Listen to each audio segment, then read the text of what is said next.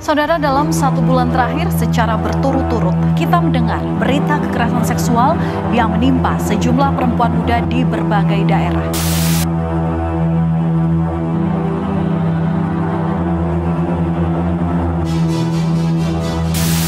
Polrestabes Semarang masih terus mendalami dugaan perundungan yang mengakibatkan mahasiswi kedokteran Undip bunuh diri.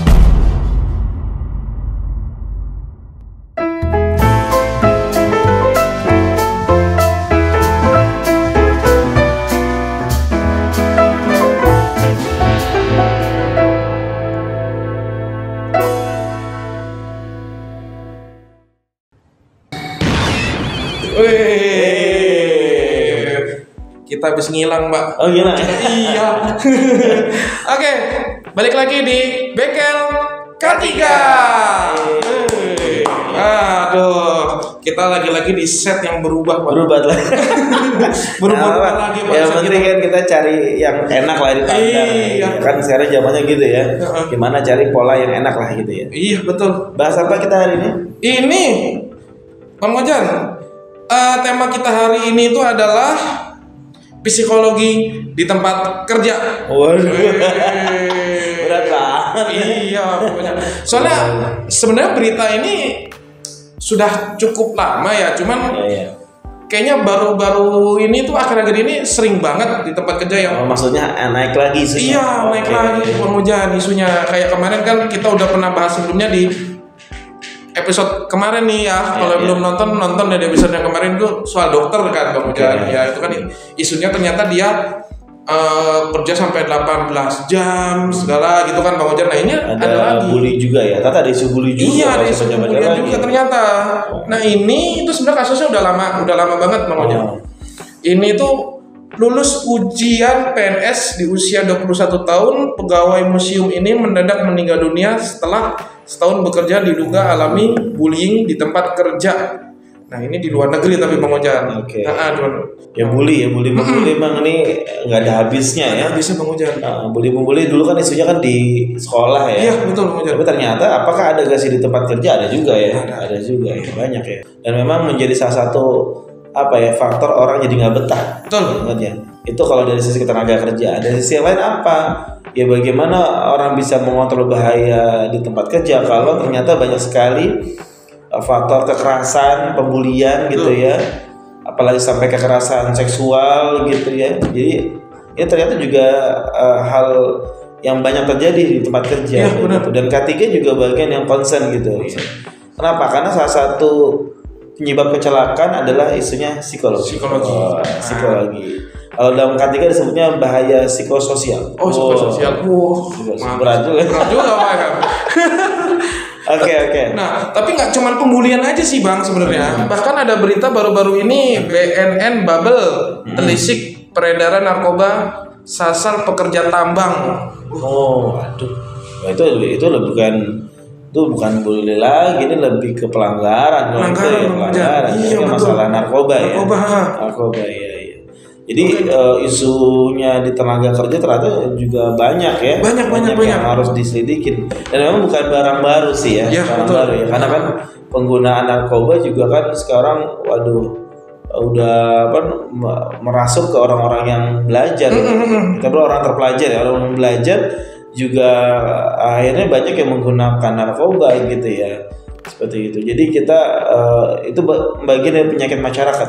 Teman-teman juga harus sadar ini penyakit masyarakat yang harus kita cegah dan harus kita tanggulangi sedini mungkin. Kalau enggak nanti jadi masalah di tempat kerja kalau tidak diselesaikan. Seperti itu. Betul.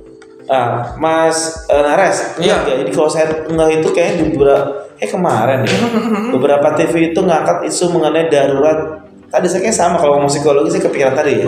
Oke. Darurat tentang kekerasan seksual. Oh iya benar banget. Tapi sih di luar tempat kerja sih. Iya. Mungkin teman-teman datang ya. Sampai ada logo warna biru ya, peringatan warna biru Garuda ya. Betul. Kekerasan darurat bahwa ini sudah banyak gitu. Ada orang yang kayak di film-film gitu. Iya. Orang diculik kemudian diperkosa bareng-bareng 10 orang kan kayak film-film beneran dan itu banyak. Iya, banget jadi juga sekarang gitu ya. Nyata dan terjadi di beberapa tempat dalam waktu berdekatan. Makanya istilah berdarurat. Ya. apa yang menjadi masalahnya ya. Jadi ya ini kita harus cari ini ya. Kenapa kejadian ini terjadi, dan itu hampir di beberapa variasi umur. Ada variasi umur produktif, ada yang anak kecil juga. Coba cek deh. Ada umur yang anak kecilnya 13 tahun yang melakukan kekerasan itu umurnya 17 tahun, 16 tahun gitu ya. Tuh. Wow. Coba guys, cek guys. Nah, ya. Baik lagi nih tema kita Pak Mas Ares ya. Lagi sekarang psikologi di tempat kerja. Di tempat kerja. Berarti bahaya psikologinya apa sih gitu ya? Yang mempengaruhi perilaku itu biasanya apa Bang Ojan?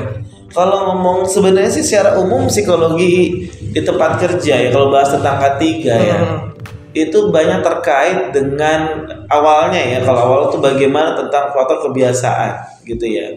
Jadi misalkan rotasi kerja gitu ya. Rotasi kerja orang yang tadinya tidak kompeten dipindahkan ya ke tempat lain, dipaksakan sehingga terjadi masalah psikologi. Dia nggak bisa, dia harus belajar secara cepat, itu juga tekanan. Rotasi stres kerja, kali ya. jadi stres ya, karena itu bukan bagiannya dia. Pak sering dengar kan ya, dia orang misalkan apa, orang ekonomi jurusannya, soal dimasukkan ke teknik atau sebaliknya orang teknik ditaruh tempat yang jabatannya banyak berhubungan dengan keuangan. Betul. Jadi saya bukan bidang saya nih gitu, bukan bidang saya, tapi dia harus belajar lagi gitu kan, sehingga tekanan-tekanan ini yang mengakibatkan banyak permasalahan di K3-nya gitu. Nah, apalagi tuh misalkan kayak dampak stres terhadap kesehatan mental dan fisik karyawan itu jadinya gimana Bang Ojan? Iya, dampaknya jadi ketika banyak tekanan dari sisi psikologinya ya. Yang pertama ada banyak, akhirnya muncul jadi banyak fault atau kesalahan dalam bekerja. Apalagi kesalahannya baik berhubungan dengan hazard ya, baik fisikal dan lainnya gitu ya. Ya, kemungkinan jadi salah penggunaan alat, kan ngawur ya. Alatnya salah digunakan atau salah mencet tombol dalam pengoperasian alat sehingga terjadi kecelakaan dan sebagainya. Ini salah satu yang harus kita cermati nih gitu ya. Jadi tidak boleh sembarang dalam merotasi gitu, dalam rotasi alat. Itu salah satu contohnya. Atau tadi tuh budaya kerja. Nah, ini juga berat juga. Budaya kerja yang tidak sehat. Tidak sehat. Sebenarnya isunya mulai dari faktor pergaulan misalkan. Karena pergaulannya tidak sehat misalkan ya, teman-teman ini baik diskusi kesehatan mental ya. Oh ini nggak sehat nih ya. Anak sekarang nyebutnya toksik gitu. Toksik, ya. betul. Toksik. Racun benar. Karena istilahnya toksik. Jadinya tadi tuh akhirnya pekerjaan yang dilakukan dia membahayakan orang lain. Ya, berdampak terhadap perilaku dia saat bekerja. Karena kan tadi ya bahwa salah satu penyebab kecelakaan, baik lagi ya, bahwa ada yang namanya unsafe action atau perilaku tidak aman ya. Apa tuh perilaku tidak aman ya? Perilaku tidak aman tadi ada perilaku yang tidak disengaja, ada yang mungkin tadi udah sengajain aja deh. Udah mungkin tadi karena lingkungan budayanya yang dia merasa tidak nyaman di sana sehingga akhirnya banyak melakukan perilaku yang membahayakan sehingga terjadi kecelakaan. Ya ternyata ada korelasi juga nih antara psikologi dengan terjadinya kecelakaan kerja. Betul Bang Ojan. Betul. Nah, terus Bang Ojan. Apakah ada hubungan antara kepuasan kerja dan kepatuhan terhadap standar keselamatan di tempat kerja Bang Ojan? Ini saya udah kayak ini belum sih? Mata najwa belum sih? Mata najwa kayaknya mata Ares. Ya, secara umum pasti ada ya, tinggal apakah ada hubungan yang kuat gitu ya. Itu. Intinya adalah bahwa orang tuh bekerja harus nyaman. Nah, ini poin teman-teman ya. Nyaman. Sebisa mungkin karyawan dibuat nyaman. Ya. Tapi karyawan juga harus paham kalau ditegur jangan marah. Ya. Nah, itu juga sini. Kenapa? Karena yang nama dalam pekerjaan pasti ada salah, pasti ada benar. Nah. Yang benar diapresiasi, yang salah dikasih tahu. Jangan ngambek juga. Bahasa istilahnya tuh baperan. Baper itu juga bagian. Jadi itu bagian dari kenyamanan atau apa tuh? Kenyamanan betul. Kenyamanan kerja. Sehingga ketika dia nyaman, biasanya tentu akan mengikuti dengan patuh gitu ya. Patuh saat patuh dengan aturan-aturan yang berlaku seperti itu. Oke, bagaimana pengaruh lingkungan kerja yang positif terhadap kesehatan mental dan keselamatan kerja? Wah, ini bagus nih. Ini saya juga baru banyak dapat informasi juga ya bahwa ternyata budaya yang mendukung budaya yang baik pada suatu perusahaan itu juga menunjukkan nilai yang positif ya terhadap angka kecelakaan gitu ya. Maksudnya itu apa? Bahwa karyawan itu memang harus dibuat budayanya yang sesuai dengan karakter dari suatu kita ya, karakter manusianya, bahwa yang namanya nilai-nilai positif itu harus dijunjung tinggi gitu ya. Betul. Kemudian yang nilai sebaliknya yang negatif harus kita kecilkan mungkin. Maka dalam K3 ada yang namanya aturan ya, atau beberapa program dalam mendukung kegiatan itu yang disebut sebagai behavior based safety.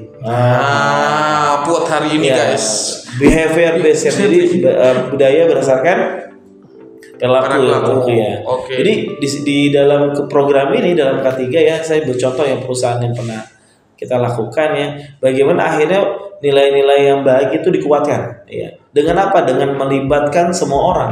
Jadi dibuat program beneran gitu. Orang harus ikut dalam dalam partisipasi dalam K3. Dan ketika dia bagus diapresiasi gitu. Jadi ada apresiasi ya, jangan nyuruh doang. Iya betul. Jangan nyuruh doang. Nyuruh doang nggak ada apresiasinya. Kayak apa itu dijelaskan ya, kegiatan bentuknya seperti apa, dan semua orang boleh ikut. Kayaknya perlu deh Bang Ujan ya. Harus. Jadi memang supaya orang selamat itu apa? Harus melibatkan semua pihak gitu ya. Tidak boleh hanya orang safety ya. Orang itu nggak bisa. Jadi harus melibatkan sehingga nanti kecelakaan bentuk potensi bahaya apapun bisa diidentifikasi secepat mungkin dan ditanggulangi sehingga tidak menimbulkan korban. Bagus dong. Bagus. Ini bagus loh kalau memang terjadi di masyarakat ya. Iya. Di masyarakat dibentuk misalnya atau suatu kampung gitu misalkan kondisi ya dan spesifik dia diajarkan, dibuatkan itu jadi. Karena kan suka tidak suka semua orang harus terlibat. Iya, betul. Iya. Ini kan konsennya negara kita gitu ya. Jadi banyak yang tidak dilibatkan gitu ya. Betul. Jadi seperti ada hanya kepanitiaan gitu ya, tapi ya masyarakat umumnya tidak dilibatkan. Jadinya programnya kan kacau. Bukan bisa kacau, bisa tidak optimal gitu ya. Nggak jelas gitu kan, seperti itu. Ternyata K3 itu banyak banget Bang Ujan. Luas banget Bang Ujan. Luas banget. Makanya kita perlu terus belajar ya. Teman-teman juga tidak cukup ya hanya punya orang K3 ya. Iya betul Bang Ujan. Jadi memang harus juga budaya K3-nya nih, kata tadi berhubungan psikologi ya, itu ditingkatkan, dikembangkan sehingga sebenarnya positifnya diuntungkan buat manajemen perusahaan. Iya betul. Kenapa? Karena melibatkan semua orang dalam kegiatan K3 ini gitu ya.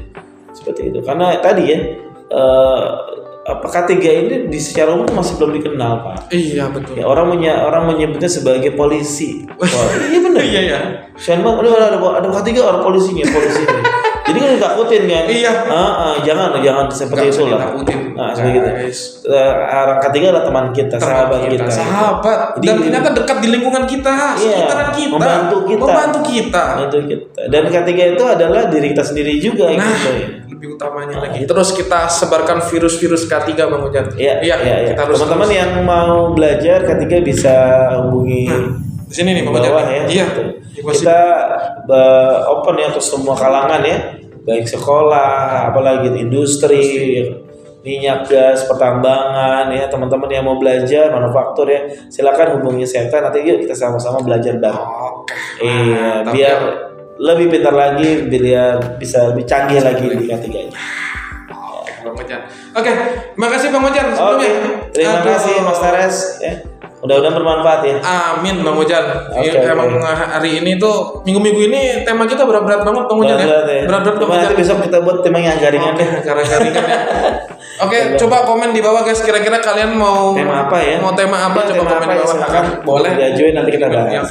Kayaknya kita bakalan mau ngilang lagi Bang Ujan ya. Ngilang lagi Bang Ujan ya. Oke. Slogan kita Bang Ujan. Ya. Seftra. Ingat safety. Ingat Seftra. Dadah.